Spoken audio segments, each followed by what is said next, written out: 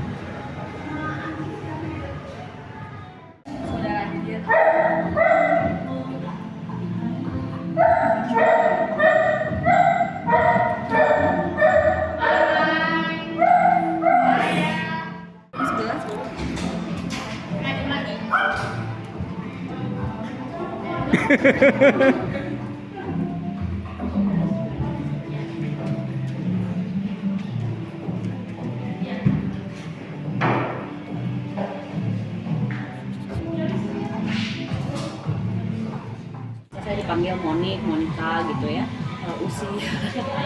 Usia tahun ini mau menuju 34. Masih muda, tapi masih muda banget ya. Terus ini kan yang lagi viral nih di sosial media. Itu tuh kok kalau boleh tahu kronologi kejadiannya seperti apa dan kapan sih Bu Monik? Jadi kejadiannya ini tanggal 24 Januari 2025, jadi hari Jumat 2 minggu lalu ya sebenarnya. Itu kejadiannya kurang lebih jam 12 siang. Awalnya pelaku itu datang ke kita sebagai pengunjung biasa. Dia melakukan pembelian tiket, kan kalau masuk ke Dogs Ministry itu ada tiket masuk kan. Dia membeli tiket masuk seperti biasa. Dia sempat main di area cafe sini, sempat main ke area taman juga sebelum akhirnya masuk ke lounge. Jadi kan di Dogs Ministry emang ada beberapa area ya. Lalu dia masuk ke lounge. Di lounge itu dia sekitar kurang lebih 1 jam main dulu. Sebelumnya dia bermain dengan tenang gitu ya. Sempat buka laptop, kalau yang saya lihat sempat ke toilet, terus udah itu main lagi. Jadi nggak ada gerak-gerik yang mencurigakan sebetulnya. Tapi lalu pas hampir jam 1 kayaknya itu dia ada berdiri, terus dia jadi di lounge itu kita ada sekat dibagi jadi 3 area. Kemudian dia ngedeketin ke sekat melodi ke area yang memang sebetulnya itu off limit dari customer. Itu area itu untuk anjing-anjing kita di dalam itu istirahat. Jadi kalau misalnya mereka udah mulai capek, udah mulai sensitif, udah capek, kita pindahin ke situ buat istirahat, nggak ketemu orang dulu gitu. Nah dia ke area situ, terus dia tiba-tiba teriak, woi gitu, kencang. Otomatis anjing di dalam kan ada sekitar 60 ekor ya. Ketika dengar suara kencang, itu otomatis mereka kan akan bereaksi. Mereka langsung nyamperin, ada yang gonggong, ada yang lompat. Nah terus si pelaku itu mau nangkep nih gerakannya. Jadi melewati pagar dia mau nangkep, tapi nggak dapat. Setelah nggak dapat itu dia lalu lompat, lalu dia nginjek salah satu anjing, terus dia nangkep organ yang terdekat dari dia. Jadi dia random target sebenarnya. Ada anjing yang terdekat dia tangkap, dia pukul. Itu kejadiannya. Terus saat pas pemukulan itu diketahui dari CCTV atau gimana? Di dalam itu selalu ada yang jaga, jadi selalu ada staf kita yang jaga. Di dalam kebetulan saat itu memang 2 orang yang jaga. Ke staf langsung, yang satu ikut lompat pagar, nahan dia, yang satu dari dari area sampingnya langsung lari, pegangin kakinya gitu. Jadi staf bawa keluar lalu lapor. Itu penyebabnya apa, dia tiba-tiba teriak terus langsung mukul gitu? Nah itu juga yang sebenarnya saya juga kurang ngerti ya, motifnya apa, karena memang nggak ada trigger apa-apa. Dan ketika ditanya di sini dia alasannya cuma karena kesal aja.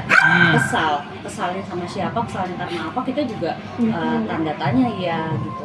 Itu dia pelakunya ini orang dewasa atau gimana? Orang dewasa, dia mahasiswa. Makanya kita memang nggak ada kecurigaan apa-apa ketika dia datang ke sini. Dia pakai lanyard kampusnya gitu. Jadi ya seperti customer kita pada umumnya sebetulnya.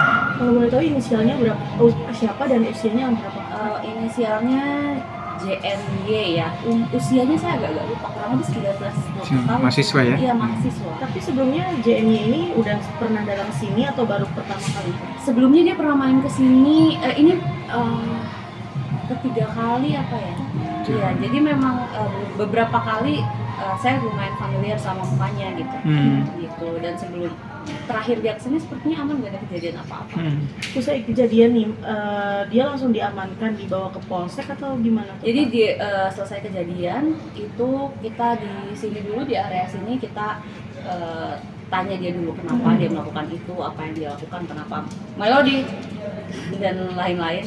Terus kita karena kami waktu itu kurang bisa komunikasi dengan baik sama dia ya, jadi kayak kurang lancar komunikasinya. Turun capek. Kita coba komunikasi dengan orang tuanya dulu. Nah dari situ karena memang tidak ada titik temu, awalnya di situ tidak ada titik temu, akhirnya kami putuskan untuk bawa ke polsek aja, karena menurut saya juga di sini untuk apa gitu, karena memang nggak ada titik temu juga, toh ngapain gue di sini lama-lama, biar segera selesai juga, kami bawa ke polsek. Nah itu berarti sempat dipanggil dulu orang tuanya datang sini. Jadi kebetulan orang tuanya itu tidak tinggal di sini, jadi dia hanya tinggal dengan kerabatnya aja. Jadi kami by phone gitu. Kalau untuk kondisi si Morgan sendiri, ini jenis apa sih ini? Silver poodle, toy poodle sebesar ini. Usianya berapa? Usianya 5 tahun. Kebetulan saudaranya ini. Itu dia kondisinya seperti apa sih saat usai dipukuli gitu? Takut, trauma udah pasti, shaking terus. Selesai dipukuli itu ya itu langsung kita cek dulu semua anjing yang ada di area situ, karena kan pada saat habis kejadian itu kita kan masih nggak tahu itu anjing yang mana. Jadi semua silver poodle yang ada di area situ kita semua cek, tim cek semua apakah ada yang sakit atau ada yang pincang kayak gitu. Nah terus semuanya takut pada hari itu ya, semuanya takut, semuanya gemeter gitu, kaget mungkin mereka ya, karena itu kan safe place mereka kan, itu tempat mereka istirahat. Biasanya kalau mereka udah nggak kurang nyaman ketemu orang banyak, kita kan taruh di tempat itu supaya mereka istirahat gitu, tapi ada yang masuk terus tiba-tiba bikin onar di safe place-nya mereka, itu kan mereka juga pasti shock gitu. Terus kondisinya mengalami luka atau jadi setelah pengecekan sama dokter, umumnya bukan hanya ya, kita masih untung ya, Morgan hanya sakit-sakit badan, kemudian tidak ada pincang, tapi secara psikis, mentalnya itu memang dia jadi sangat pemurung, jadi sangat takut ketemu orang baru. Biasanya anjing-anjing di sini kan nggak ada yang takut sama orang baru ya, karena mereka setiap hari ketemu orang terus, banyak sekali gitu. Jadi tapi sekarang Morgan itu kalau tiap ketemu orang dia pasti cari orang yang udah dia kenal, dia minta gendong, dia mau dielus sama orang baru dia mundur gitu, dia takut gitu. Kurang lebih seperti itu, dan jadi memang traumanya yang paling kentara ya daripada fisiknya gitu. Jadi sama dokter pun dia diresepkan antidepresan Mbak, jadi memang se-trauma itu gitu, iya, supaya dia bisa lepas lah dari trauma. Sekarang masih melakukan perawatan di sana atau udah di sini? Jadi sekarang ini Morgan posisinya ada di rumah owner, supaya kalau di sini kan memang kiper ada, tapi kan anjingnya banyak yang diawasi. Kalau di rumah sama owner kan bisa lebih fokus diliatin gitu. Jadi saat ini sih Morgan ada di rumah owner supaya bisa lebih dipantau. Sesekali sih dibawa ke sini, kita lihat main lagi sama teman-temannya udah mau atau belum. Tapi sekarang sih meskipun dia main bareng sama teman-temannya di sini masih suka sendiri ke pojok, ke kolong gitu. Terus kalau misalkan kan udah lapor ke polsek penjaringan, nah ini kan yang ramai katanya sempat ditolak. Betul. Itu gimana sih ceritanya Kak? Jadi pada saat awal pasca kejadian itu kan kami langsung bawa ke polsek, tapi lalu laporan saya yang bawa kan dan tim, kemudian laporan kami itu tidak diterima karena tidak ada surat kuasa dari pemilik. Jadi dari situ, dari polsek itu kami kok gak diterima gitu ya, terus jadi kami coba bawa ke pos subsektor fluid sini, coba mungkin kalau di tempat ini mungkin laporannya bisa diterima kali, nggak ada surat kuasa, karena kan saya juga mau usahain ini supaya kelar gitu.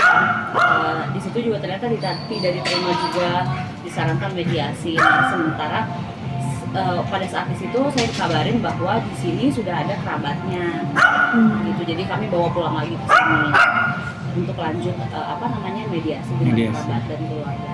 Terus sebenarnya dimediasi atau sempat, tapi itu lumayan panjang juga ya. proses mediasinya, tapi memang tidak ketemu kata sepakat, tidak ketemu titik temu. Akhirnya itu berlangsung cukup lama sih, sampai mungkin sekitar jam 7-an ya, kami tetap mau lanjut proses hukum, keluarganya mau berdamai, jadi memang tidak ketemu gitu. Dalam mediasi itu apa yang bahas, apakah si kini mau ganti rugi dengan uang atau Betul. Jadi memang sempat menawarkan sejumlah uang gitu, malah jadinya seperti tawar menawar gitu ya. Kita juga kok gini sih gitu, apa namanya, jadi kayak apa ya, sekian kami tetap tolak, sekian kami tetap tolak, dan jadinya tawar menawar gitu, jadi kayak kok nggak etis gitu ya. Jadinya kami memang tetap akan lanjutkan prosesnya gitu. itu kalau boleh tahu berapa sih nominal yang ditawarkan pelaku ke Pintu? Kalau itu aku kurang tahu nih, bisa disampaikan atau enggak, karena itu kan nanti sudah ada di tim kuasa hukum nih Mbak, jadi sebenarnya belum bisa aku sampaikan. Oke. Nah terus kalau misalkan sebenarnya tuh Dok Ministry ini maunya tuh pelaku tuh bertanggung jawabnya tuh seperti apa sih Kak gitu dari penyelesaian masalah ini? Jadi kalau yang kami lihat itu memang si pelaku ini kan tidak kurang bisa mengontrol emosinya. Jadi karena pada saat itu tidak ada trigger apa-apa nih terhadap dia, karena saat itu kan weekdays dan sepi gitu kan. Di lounge itu tamu kalau saya cuma dia sendiri, yang lain sedang di area sini, area cafe. Nggak ada trigger apa-apa, tiba-tiba dia kesel, dia bisa melampiaskan kekesalannya terhadap apa-apa yang ada di sekitar dia. Jadi kalau misalnya kami biarkan, tidak menutup kemungkinan mungkin nanti korbannya bukan anjing atau bukan binatang, tapi mungkin nanti bisa anak kecil, bisa toddler yang dia temui di jalan kalau dia kesel. Jadi menurut kami memang pertanggungjawabannya harus ke jalur hukum, karena ini membahayakan. Seperti itu sih kalau dari kami. Nah ini sejauh ini proses hukumnya udah berjalan dan diterima polisi atau gimana? Iya, jadi yang pada hari itu kan memang laporan kami ditolak, kemudian kami dibantu oleh Animal Defenders, Mas Doni Herdaru, kemudian dengan tim kuasa hukum juga dari Bang Stein Sihaan. Kita juga ada dibantu sama Pak Kenneth Hardianto, anggota DPRD DKI. Kami lalu didampingi, kami dikasih didampingi membuat laporan itu pada tanggal 28 Januari. Itu akhirnya sudah dilaporkan ke Polsek Penjaringan kembali kejadian ini gitu. Terus sejauh ini udah ada update belum dari polisi untuk apakah pelaku udah diperiksa atau gimana gitu? Kalau itu saya belum dapat update ya, tapi sejauh ini saksi-saksi dan alat buktinya semuanya sudah diserahkan ke polisi. Sudah diserahkan. Terus harapan kakak terkait kasus ini nih Kak, seperti apa sih, dan berharapnya polisi itu seperti apa? Iya, jadi kan memang sebetulnya pada tanggal 24 itu malam itu memang ada penjemputan sebetulnya dari polisi ya. Jadi saya dapat telepon dari polisi dari Polsek Penjaringan, katanya kalau pelaku masih di sini tolong jam 8 diserahkan ke Polsek. Saya oke kan, karena kebetulan kami pun tutup jam 8 kan. Nah tapi kemudian kurang lebih jam 7.30, 7.40 itu datang beberapa orang ke sini, kurang lebih 5 orang ya, 5 orang mengaku dari Polsek Penjaringan, mereka jemput si pelaku dan dibawa. Jadi kita juga bingung kan, laporan kami pertama kan ditolak pada hari itu, tapi kok pelaku sudah dijemput. Jadi kami juga bingung ini ada apa gitu. Terus kami sempat disangkakan ada penyekapan di sini katanya. Jadi ini kok jadi mau berbalik ke kita gitu, padahal Si polisinya bilang kayak gitu. betul. Jadi itu juga yang yang jadi concern tim kuasa hukum kami gitu ya.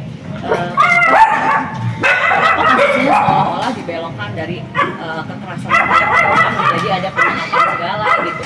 Itu juga sudah ditangani oleh tim kuasa hukum Bang Stein sama Bang Doni juga, sudah dilaporkan ke Propam Polres Jakarta Utara untuk conduct tackle. Iya, itu ketidakprofesionalan penjaringan sudah dilaporkan ke Propam Polres Jakarta Utara. Tapi polisi yang 5 dalam ini benar dari Polsek Penjaringan? Betul. Tapi kan pada saat itu posisinya laporan kami belum diterima. Gitu. Jadi tidak ada laporan tapi menjemput gitu. Padahal saya sudah iakan bahwa si pelaku ini akan saya antarkan kembali gitu ke sana. Jadi ketika posisinya dijemput pun saya bilang oh ya sudah, kalau mau dijemput, mau dibawa ya dibawa saja. Kemudian saya diminta ikut, saya menolak karena saya di sini masih harus closing, masih ada kerjaan, saya juga harus cek anjing-anjing yang kemungkinan jadi korban pada hari itu kan. Jika kalau mau lepaskan, kalau misalnya mau ditahan ya silahkan, toh saya memang belum ada laporan di hari itu kan, statusnya tidak diterima laporan saya gitu. Tapi saat datang berarti polisinya ngomong gitu ya, kayak kok ini jadi kayak penyekapan si tersangka gitu, ada kata-kata gitu kan? Kalau itu tidak langsung ke saya ya pada saat itu, tapi pada saat itu kenapa masih di sini katanya, terus dibawa. Tapi pada tanggal 28 pagi itu ada 2 orang lagi datang ke sini, jadi beberapa kali ada yang datang. 28 pagi itu ada ke sini, kami posisi masih tutup, staff baru pada datang. Tiba-tiba bilang ini ada penyekapan ya kemarin katanya. Terus ini kasusnya sudah viral loh ini. Terus dari situ saya posisi sudah tidak bisa memberikan keterangan apa-apa karena sudah diambil sama tim kuasa hukum. Jadi saya kurang lebih saya cuekin lah ya, karena nggak boleh juga kan, karena memang diminta untuk tidak memberikan keterangan apa-apa oleh kuasa hukum. Jadi kalau saat itu pelaku kakak tahu nggak keberadaan pelaku, apakah udah di polsek atau masih di rumahnya? Kurang tahu sih saya, mungkin masih di rumahnya ya. Dari terakhir ketemu itu usai dijemput si polisi yang 5 itu? Iya, tanggal 24 itu.